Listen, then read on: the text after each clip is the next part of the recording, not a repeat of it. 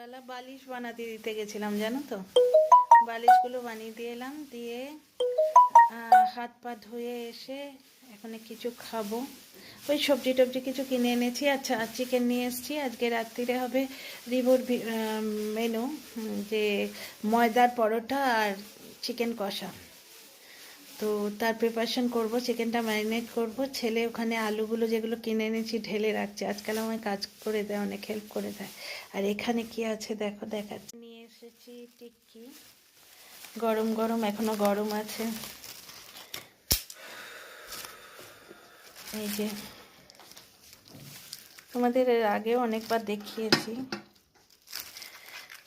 বাপি, ওই চামচটা আমার দেখাতে গিয়ে না পড়ে গেল। এইটা হচ্ছে একটা,